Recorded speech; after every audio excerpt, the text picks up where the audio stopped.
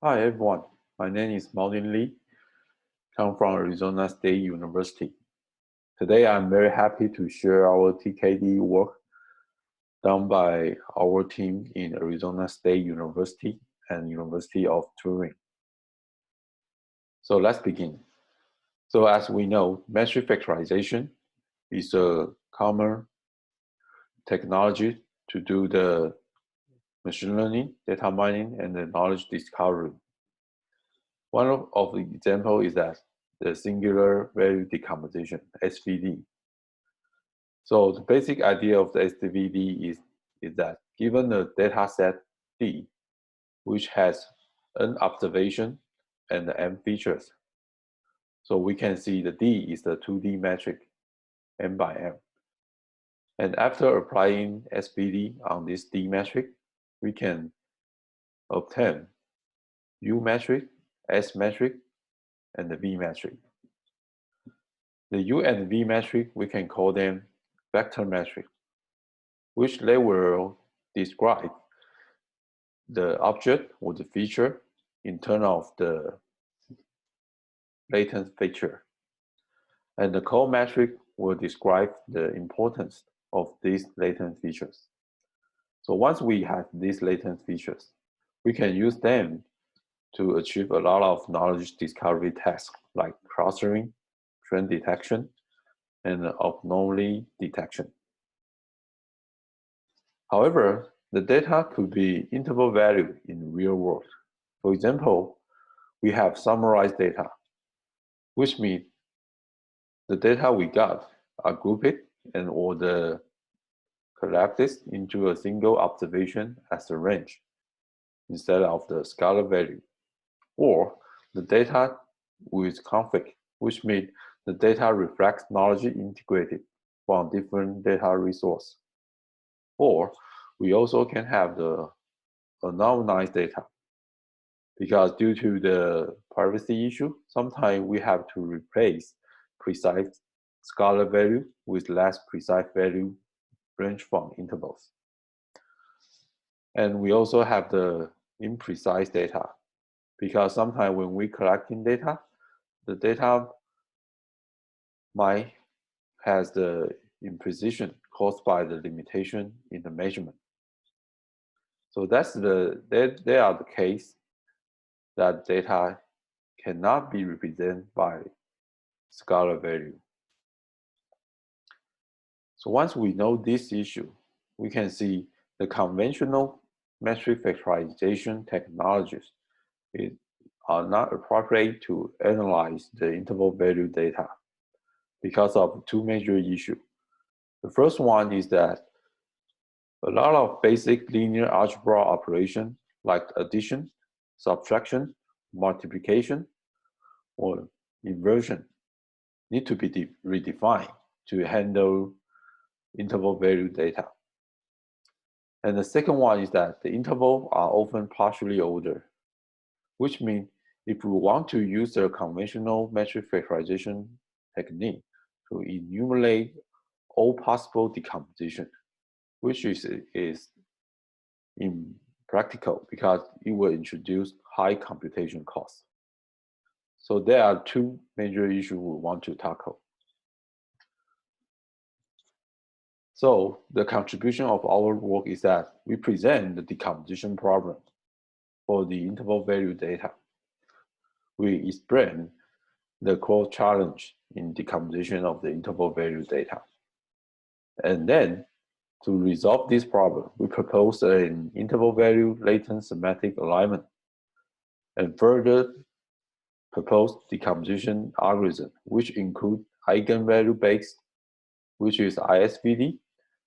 And we also can apply our alignment approach to the probabilistic based metric factorization, which is AI PMF. And finally, we study the effectiveness of the proposed approach in several applications, which include face image analysis and the collaborative filtering. So first of all, let's take a look about the Scalar latent semantic space. So if we have a scalar value data point, brought up in the picture, and this data point has two features, which are feature 1 and feature 2.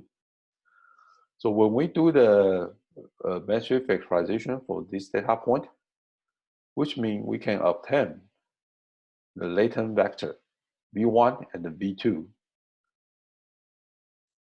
And this latent vector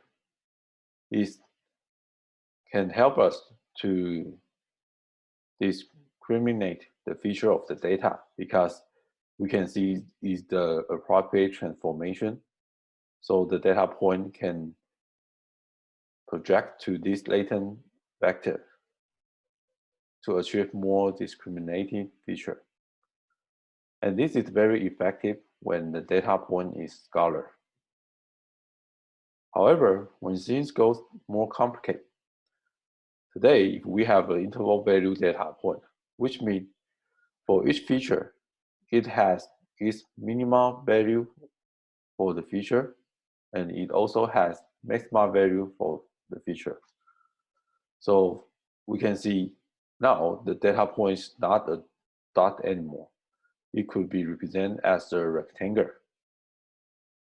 So if we naively to do the decomposition in this interval value data, we can also obtain the interval value latence vector. Here we use the V dagger to represent the interval latence vector. So when we have this interval value latence vector, we can also project our data point to this interval value latence vector. However, the green area in this picture represent the imprecision when we do the projection, which will introduce extra noise when we want to extract the meaningful semantics from the data point. So to resolve this issue, we introduce our interval value latence-based alignment, which we call ILSA. The goal of ILSA is that we want to narrow the difference between upper and the lower bound of latent vector to obtain better projection of the interval value data entry. So basically, we will align interval value latence vector based on their cosine similarity. So from this picture, we can see left-hand side is the interval value latence space before alignment. And after the ILSA, we want to narrow the size of the green area, which can help us to capture more precise latent semantics for the interval value data. So once we have this alignment strategy, here I want to introduce one of the eigen-based metric factorization technique with our alignment approach, which is the interval singular value decomposition. We propose a different kind of the ISVD approach for different purpose. The detail can be found in our paper. So here I only picked the ISVD2 as an example. So the left-hand side is our workflow for the ISVD. So at the first step, we will take the data metric M and generate the co-feature metric A as our preprocessing step. And then we will do the initial decomposition, which we apply eigen decomposition to the co-feature metric A to obtain the eigenvector and the eigenvalue. So once we have this eigenvector V, we can calculate the vector metric U based on the formula of the SVD. So once we finish this step, we can have interval value U metric and the V metric. And we will start our ILSA process to align the metric V according to their cosine distance. And because this alignment will cause some order change, so we will adjust the rank order of the related core metric sigma.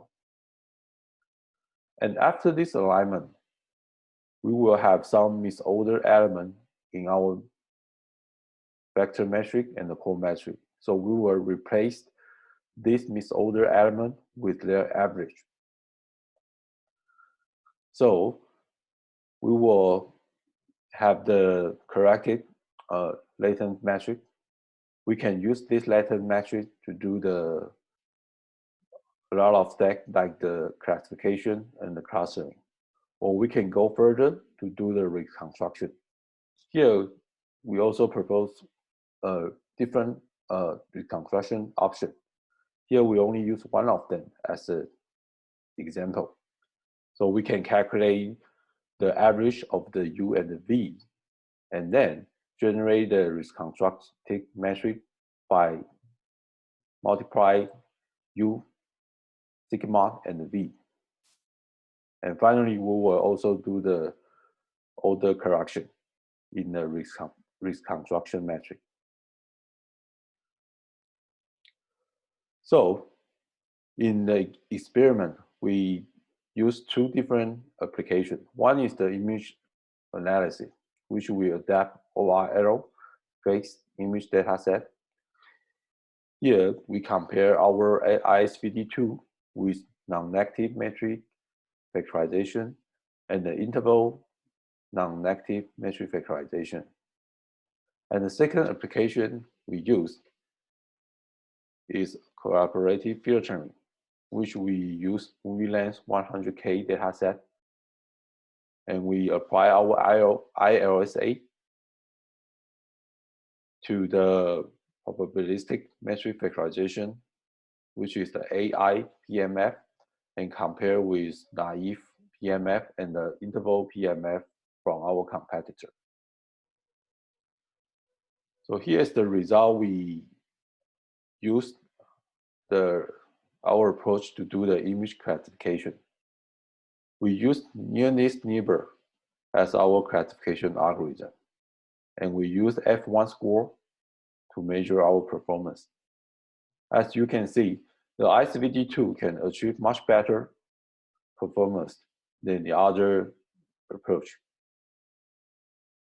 No matter in the lower target rank, or the higher target rank, the ISVD2 can always perform better. And this is the result for the image clustering. We use K-mean as our clustering algorithm and use normalized mutual information as our performance measurement.